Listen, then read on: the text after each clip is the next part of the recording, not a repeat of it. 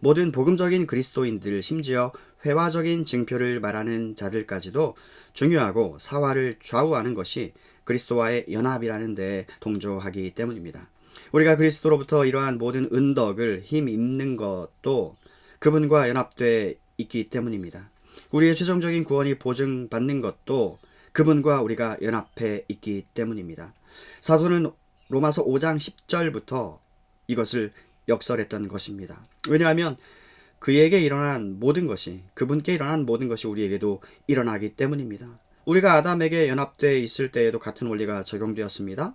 우리에게 모든 악한 결과를 가져다 온 것은 아담의 한 죄였습니다. 우리에게 모든 축복을 가져다 준 것은 그리스도의 행위입니다.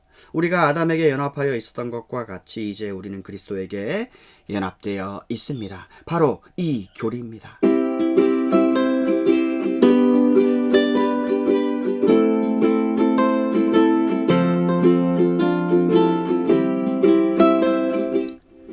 로이드 존스 로마서 6장 3절 강해 그리스도와 연합입니다. 무릇 그리스도 예수와 합하여 세례를 받은 우리는 그의 죽으심과 합하여 세례 받은 줄을 알지 못하느뇨.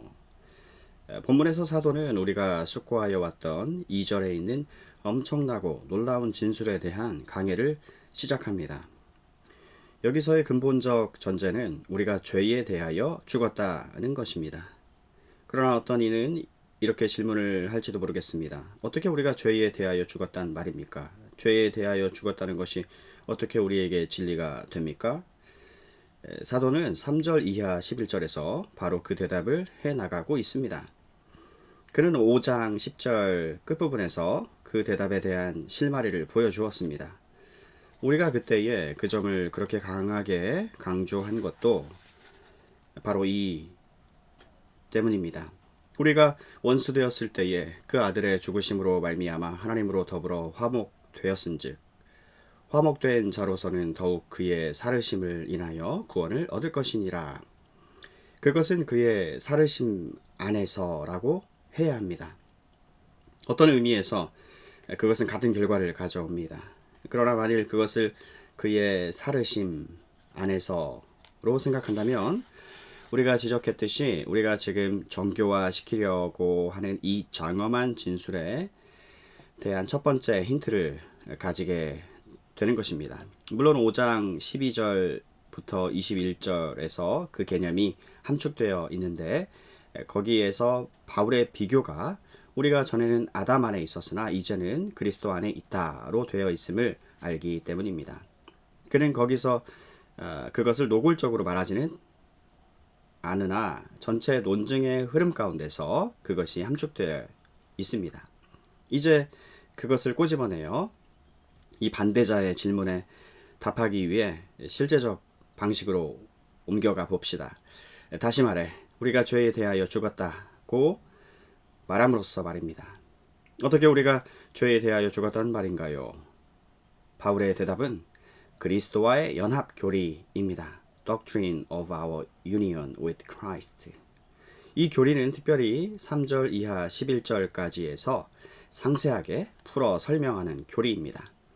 3절 이하 11절에서 바울은 말하여 나왔던 것으로부터 논리적으로 추론하여 권면 형식으로 그의 논증을 매듭짓는 것을 볼 수 있어요. 우리는 그가 그것을 그의 관례대로 소극적이면서도 적극적으로 진술한다는 것을 알게 될 것입니다. 여기 본문 가운데에 우리와 그리스도 사이의 연합의 교리가 있습니다. 다시 한번 우리는 이 교리가 기독교 진리 가운데 가장 영광스럽고 가장 심오하고 가장 극적이고 가장 위안을 주는 것 중 하나임을 말하지 않을 수 없습니다. 정말이지 나는 오히려 유쾌한 말은 사용하기를 좋아합니다. 만일 합당하게 파악하고 이해한다면 이 그리스도와의 연합 교리처럼 커다란 확신과 위안을 주는 교리 체계는 없습니다. 우리가 이 교리에 확실하지 못하면 우리가 알게 될 것이지만 어느 의미에서 전체 구원 교리의 중요한 국면들 가운데 하나를 놓치게 되는 것입니다. 그러므로 우리는 이 교리에 면밀한 주의를 기울여야 합니다. 사도가 이 문제를 이렇게까지 정교화시키는 것도 우리가 이 교리에 대해 확실히 알게 하기 위해서입니다. 틀림없이 이 교리를 전혀 파악하지 못한 사람들이 있습니다. 사실 그들은 그것이 성경에 있는 것인지를 인식하는 것 같지는 않습니다. 로마서 6장을 여러 번 읽은 사람들도 그것을 전혀 안 적이 없는 것 같습니다.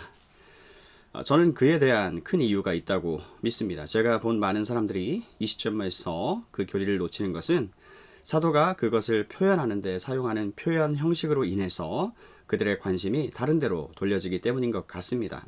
제가 말씀드리는 의도는 여러 구절 가운데서 나오는 세례받은 이란 말만을 보고 다른 것은 보지 않고서 생각하기를 이 구절들은 세례 교리 이외에는 다른 것을 가르치지 않는다고 믿기 때문이라는 것입니다. 우리가 억지로라도 이 문제를 살펴보아야 한다는 것이 유감스럽습니다. 저는 그렇게 하기를 좋아하지 않습니다. 하지만 교사의 업무란 자기가 좋아하는 것만을 가르치는 것이 아닙니다. 그는 자기의 가르침을 듣는 자들을 돕는 임무를 가진 자입니다.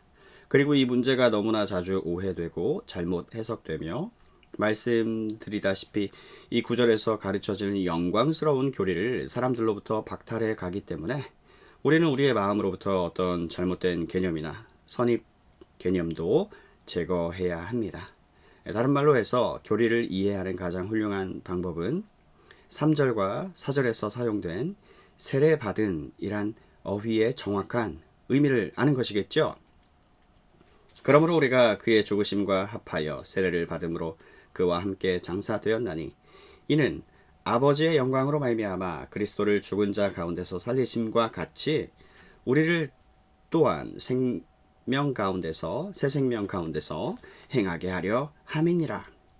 이 어휘를 어떻게 해석해야 좋을까요?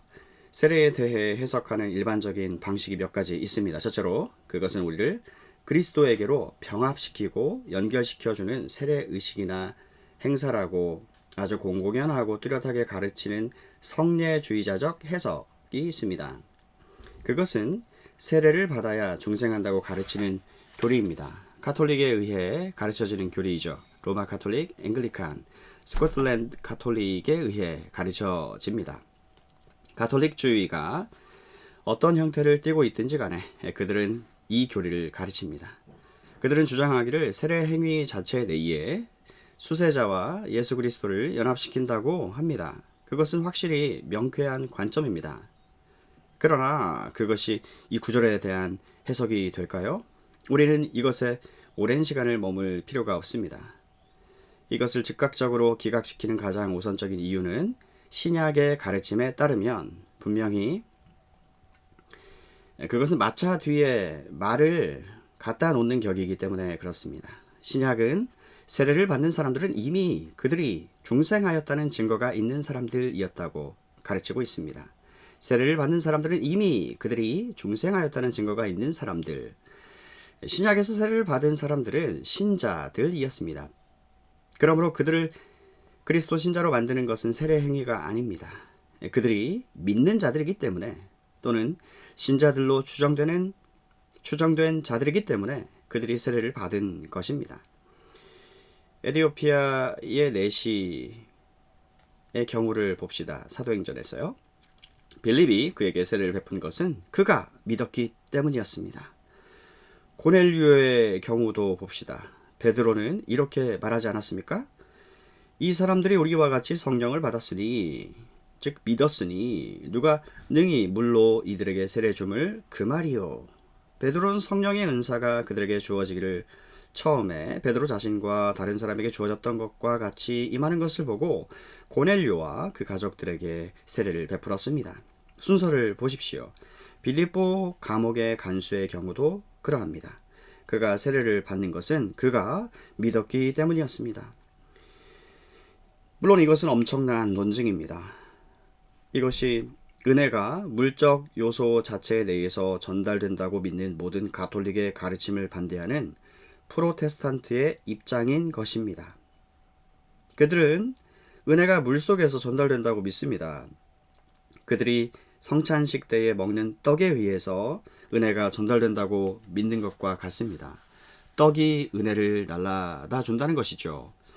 그런 해석에 대한 대답이 있는 것 같습니다. 신약 자체 내에서 주어진 경우들이 세례는 생명과 연합을 주는 것이 아니라 이미 일어난 일에 인을 치는 것임을 분명히 보여주고 있습니다. 또 성취된 사실을 인정하고 봉인하는 닻이 있음을 보여주고 있다는 것입니다. 순서가 바로 그러합니다. 다르게 말하면 순서를 바꾸는 것입니다. 그런 그릇된 교훈은 부분적으로 이 본문의 구절들을 잘못 해석할 때 기어들어 온다는 것을 명심합시다. 성례주의자들은 언제나 자기들의 세례교리와 성례교리를 위해 이 구절들을 인용합니다. 그것은 발전하여 사제주의와 교회를 축혀 세웁니다. 그래서 개개인의 신자의 생활을 지배하는 폭군이 임하게 되는 것입니다. 프로테스탄티즘은 이 모든 것을 거부합니다. 프로테스탄트는 모든 신자들의 만인 제사장주의를 가르칩니다. 특별히 교회 편에서의 사제에 의한 어떤 행동도 생명을 줄 수가 없으며 이 연합을 산출할 수가 없다는 것을 역설합니다. 이 정도로 말해두겠습니다. 성례주의자들을 반대하는 어떤 다른 사람들은 여기서 우리가 가르치고 있는 세례는 세례적인 서약을 말하고 있다고 주장합니다. 그들은 말하기를 그것은 신부나 목사가 하는 일이 아니라 우리가 어떤 세례적인 서약을 하는 때를 이름 가리키는 것이라고 합니다. 우리는 우리의 믿음을 선언하고 죄의 생활을 뉘우치고 동시에 새 삶의 길을 서약한다는 것입니다. 이것이 우리를 그리스도의 영역으로 옮겨 놓는다는 것이지요. 이러한 서약의 요소가 세례를 베푸는 예배 때에 너무 지나치게 행해짐으로 마치 그것이 가장 중요한 일인 것처럼 느껴지게 하는데 제가 그것을 지적하지 않을 수 없다 할지라도 우리는 그것의 생각을 머무를 필요가 없습니다. 어느 의미에서 세례를 순복하여 응함으로써 그는 하나의 고백적인 진술을 하고 있습니다. 하지만 그것이 세례에 있어서 진수가 되는 것은 아닙니다. 어쨌든 간에 이것이 여기서의 요점이 아닙니다. 여기서 강조되는 것은 내가 신자로서 행하는 어떤 일이 아니라 나를 그리스도에게 연합시키고 연결시킨 나에게 일어난 어떤 일입니다. 여기서의 가장 핵심적인 교리는 내가 하고 안 하고 하는 어떤 일이 아니라 나와 그리스도의 연합 교리입니다. 어떤 이들은 3절이 우리가 그리스도의 영향권 내로 세례받았다는 것을 의미한다고 합니다. 고린도전서 10장에 유사한 교훈이 있기 때문에 그렇게 말할 만도 합니다. 형제들아, 너희가 알지 못하기를 내가 원치 아니한다. 우리 조상들이 다 구름 아래 있고 바다 가운데로 지나며 모세에게 속하여 다 구름과 바다에서 세례를 받고 여러분이 주목하는 바와 같이 그들은 모든 구름과 바다에서 모세에게 속하여 세례를 받았습니다. 이 점은 세례라는 말이 세례를 의미하지 다른 것이 아니라고 고의적으로 말하려는 사람들에게는 중요한 진술입니다.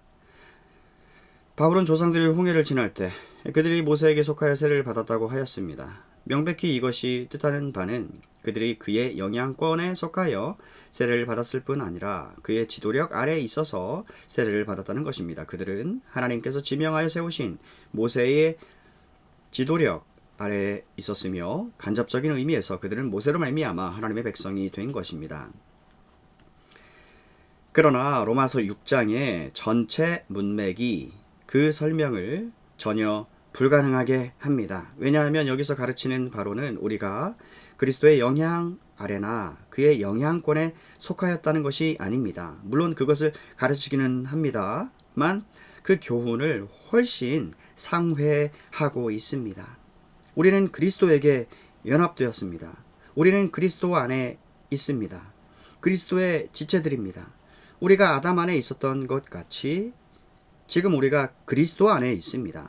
영향의 차원에서만 아니라 연합, 영적 연합의 차원에서입니다. 그러므로 그런 설명은 다시 부적합합니다. 이제 네 번째에 재현하는 해석에 돌입하였습니다. 여기서의 세례가 의미하는 바는 이것이 그리스도의 죽음이 우리의 죄를 위한 화목 제물로서의 구속적이고 구원하는 효과를 믿는 우리의 믿음의 표라고 주장하는 해석입니다. 나는 물세례가 그런 의미가 있음을 믿습니다. 그러나 여기서는 거기에서만 끝나는 것이 아닙니다. 우리가 로버트 할데인의 2절 해석을 받아들이지 않는 이유도 바로 이 때문입니다. 그는 세례를 그런 식으로 우리 주님의 사역에 구원하는 효과에만 국한시킵니다. 특별히 주님의 죽으심으로 결과하는 화목의 효과만을 강조하는 것입니다. 우리는 그것을 믿습니다. 하지만 여기서 우리는 그보다 훨씬 더 나가게 하는 교훈을 대하고 있는 것이에요.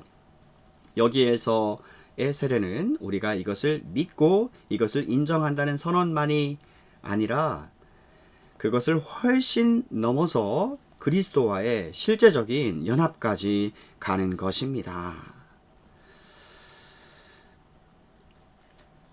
우리가 그 해석을 받아들이지 않아야 하는 그 이상의 이유가 있습니다. 4절은 아주 분명하게 우리가 세례를 받음으로 그와 함께 장사되었다 말씀합니다. 5절은 훨씬 더 노골적으로 만일 우리가 그의 죽으심을 본받아 연합한다는 말은 어린 가지를 원목에 접붙일 때 일어나는 류의 연합을 의미합니다. 연합한다는 말은 어린 가지를 원목에 접붙일 때 일어나는 류의 연합을 의미합니다. 이것은 접붙임이요 연합입니다. 이것이 단순히 그리스도의 구원하시는 효과와 그의 죽으심의 공로를 믿는 하나의 승인 내지 지시만이라고 말하는 것은 이 특별한 대목의 주요한 내용을 훨씬 깎아버리는 것입니다. 이제 우리는 5번째 해석에 이르게 되었는데요. 사도가 여기서 세례란 더 깊은 영적 실제, 곧 우리와 그리스도가 죽음과 장사에서 연합된 것을 상징적으로 표현한 것이다. 눈에 보이게 나타난 규례라고 가르치고 있다는 주장입니다. 장사하는 표로 물 아래로 내려가고 부활하는 표로 물 위로 다시 나온다는 것입니다. 이것은 우리에게 영적으로 일어난 일을 극적으로 그려주는 상징이자 회화이고 표현입니다. 라는 것입니다. 그리고 그들은 강화하기를 이것은 매우 주목할 만한 것이며 목적을 잘 나타내 주는 것이라고 주장을 합니다. 먼저 장사되고 부활한다는 것이지요. 세례는 그리스도의 장사 지냄과 부활에서 우리가 주님과 연합했음을 회화적으로 표현한 것이라는 것입니다. 우리 한번 다음과 같은 것을 시험해 봅시다. 나에게 있어서 4절의 이 표현 세례 받음으로 그와 함께 장사 지낸 바 되었다는 말이 이 해석을 아주 완강히 반대하는 것처럼 보입니다. 바울은 세례를 상징적인 표라고 말하지 않습니다. 바울은 세례로 말미암아 그것이 성취되었다고 말합니다. 바울은 세례가 그것의 놀라운 회화적이고 상징적인 표현이라고 말하지 않습니다. 그는 세례로 말미암아 이 일이 실제로 여러분에게 일어났다고 말합니다. 그 정도까지라면 첫 번째 해석도 그 속에 진리의 척도를 가지고 있었습니다. 세례주의자들에 대항하여 하고 싶은 대로 말하십시오. 그러나 어쨌든 그들은 사도 바울이 말하는 세례는 무엇인가를 성취해 주는 것임을 주장하고 있습니다. 그들은 그것이 성취되는 방식이나 그것에 의해서 성취되는 바에 대하여 아주 잘못된 해석으로 빗나가 버립니다. 그러나 최소한 그들은 세례가 그를 통하여 무엇인가를 한다는 것을 알 수 있습니다. 우리가 살펴보고 있는 5번째 해석은 사실상 그 점에 대하여 전혀 여지를 두지 않는다는 점이지요. 세례를 단지 상징적인 표현, 극적인 규례로만 이야기합니다. 이 점이 그것을 반대하는 것입니다. 그러나 또 다른 반대들이 있습니다. 여기서 말하고 있는 바 우리가 그리스도와 연합한다는 것은 우리가 그에게 일어난 모든 것에 그와 연합되었다는 의미입니다.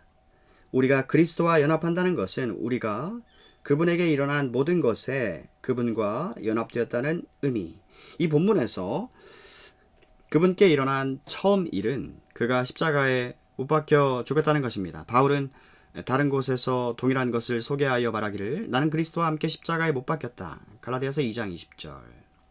어디에 회화적인 표현으로 표현한 것이 있습니까? 물 세례가 십자가에 못 박힘을 어떻게 표현합니까? 그것은 거기에서는 단순하지 않습니다. 그렇지만 그것은 주 예수 그리스도와 우리의 연합에 있어서 중차대한, 아마 가장 중차대한 부분일 것입니다. 그러므로 사도가 세례를 하나의 표상으로 이용하는지에 대해서는 즉각적으로 의심을 가질 수밖에 없습니다. 세례는 어떤 일을 성취합니다. 그리고 그것은 우리를 그리스도와의 연합으로 이끌어 줍니다. 그러므로 나는 세례가 무엇을 대표한다는 모든 개념에 대해 의문을 제기합니다. 실은 더 나아가 사도가 자기의 마음 가운데서 이러저러한 모양으로 가지고 있다고 주장하는 것은 사도 바울이 세례에 대하여 전혀 생각하지 않았던 우선적인 강조점을 세례에 두는 것이라고 주장합니다. 예를 들어 고린도전서 1장 13절 이하 17절을 봅시다. 그리스도께서 어찌 나뉘었느냐? 바울이 너희를 위하여 십자가에 못 박혔으며 바울의 이름으로 너희가 세례를 받았느냐? 그리스도보와 가이오 외에는 너희 중 아무에게도 내가 세례를 주지 아니한 것을 감사하노니 이는 아무도 나의 이름으로 세례를 받았다 말하지 못하게 하려 함이라. 내가 또 스데바나 집 사람에게 세례를 주었고 그 외에는 다른 아무에게 세례를 주었는지 알지 못하노라. 바울은 이 점에서 확실한 기억이 없습니다. 그리스도께서 나를 보내심은 세례를 주게 하려 하심이 아니요 오직 복음을 전케 하려 하심이니 말의 지혜로 하지 아니함은 그리스도의 십자가가 헛되지 않게 하려 함이라. 이 진술에서 사도 바울이 세례를 낮게 평가하고 있는 것이 아닙니다. 하지만 그는 다섯 번째 우리가 생각하고 있는 해석이 주장하는 바대로 세례를 중심에 놓고 있지 않음이 분명합니다. 그들은 로마서 6장에서는 세례를 중심 위치에다 놓고 있다고 주장합니다.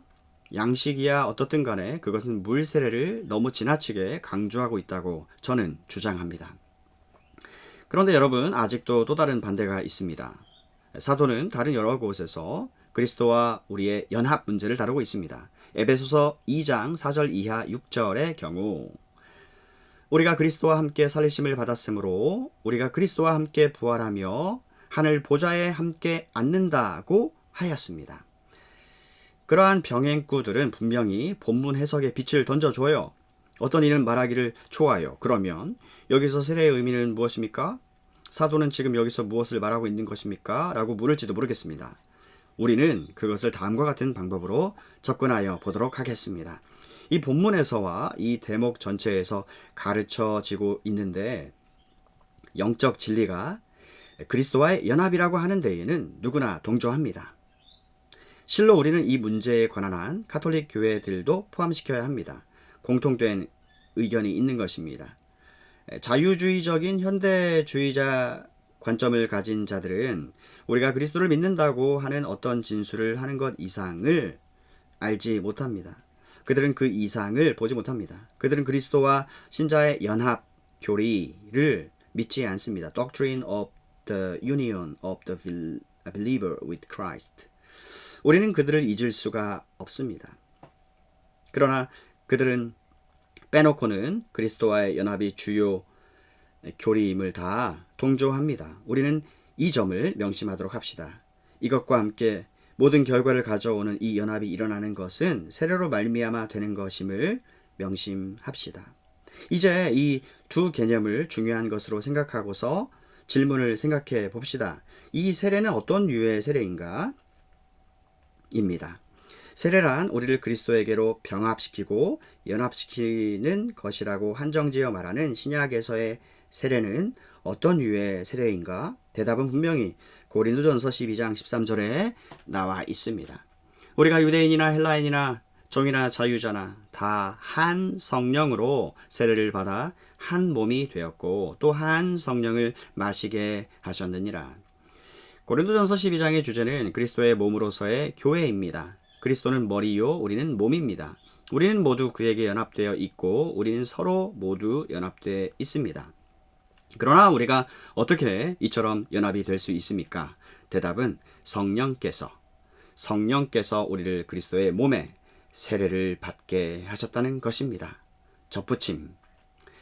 그것이 성령에 의한 세례입니다. 나는 성령의 세례를 말하고 있는 것이 아니라 성령에 의한 세례를 말하고 있는 것입니다. 우리를 그의 품에 세례시킨 것은 성령입니다.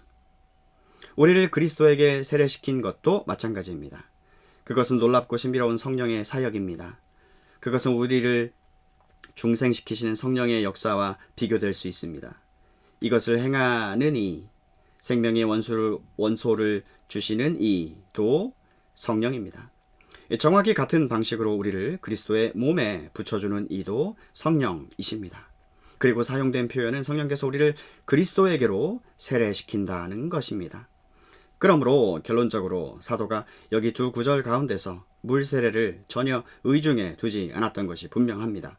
사도가 말한 것은 성령에 의한 세례입니다. 성령에 의한 세례. 이것은 고린도전서 12장 13절의 명백한 교훈이자 고린도전서 12장 전체의 교훈입니다. 다른 곳에서 사도는 진리의 특수한 국면을 다루고 있습니다. 더 나아가 본문 5절에 본받아 라는 표현이 제가 말하는 바를 뒷받침해 주고 있습니다. 본받다는 것이 세례와는 전혀 관계를 가지고 있지 않다는 것에는 누구나 의견을 같이 합니다.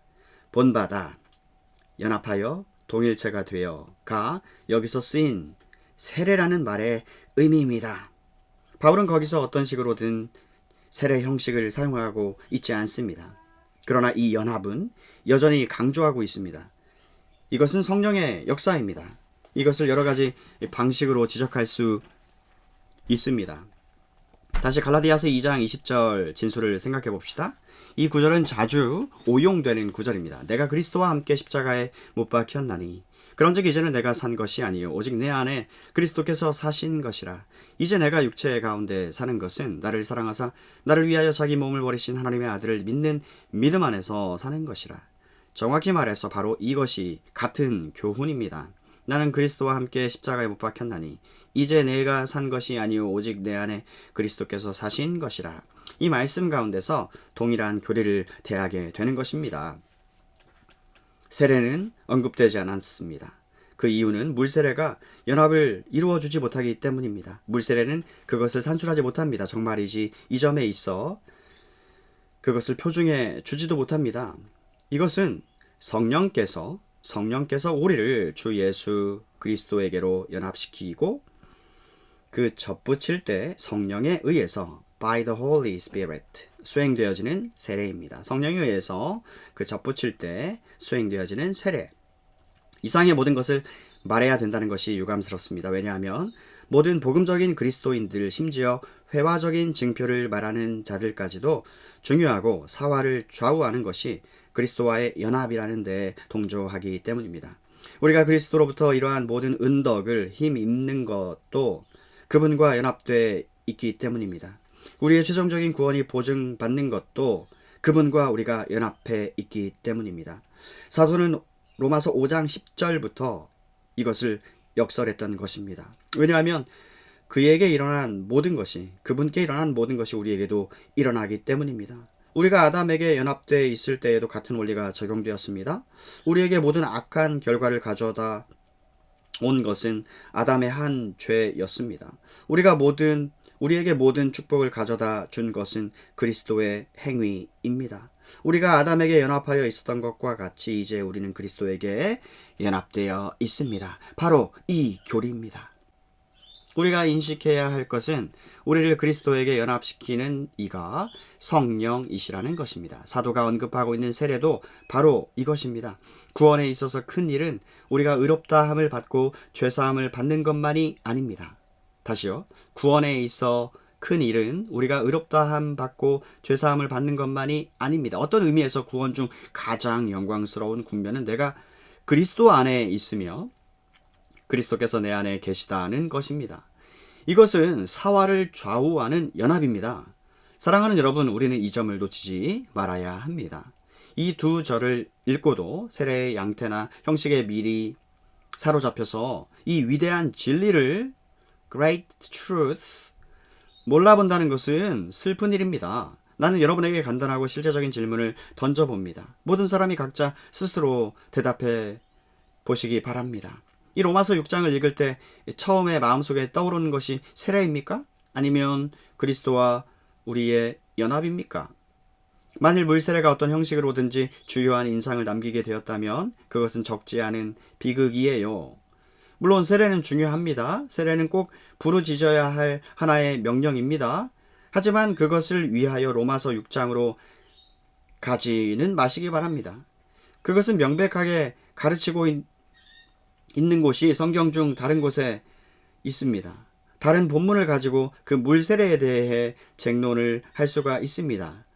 하지만 여기 로마서 6장에 있는 세례라는 말을 끌어가지는 마십시오. 우리가 유대인이나 헬라인이나 종이나 자유자나 다 한 성령으로 또는 한 성령 안에서 세례를 받아 한 몸이 되었고 또 다 한 성령을 마시게 하셨느니라. 이 마심은 세례에 비교될 만합니다. 이 마심은 이 연합과 이 병합을 관설하고 있습니다. 우리는 이제 이 영광스러운 그리스도와 우리의 연합교리를 다양한 성분으로 나누어 생각할 수 있게 되었습니다. 이 세례를 받아 라는 말에 결코 넘어져서는 안 됩니다. 또 사도가 여기서 펼쳐 나가고 있는 영광들을 놓쳐서도 안 됩니다. 이 영광들은 무엇입니까? 그는 너희는 알지 못하느뇨 라는 말로 시작합니다.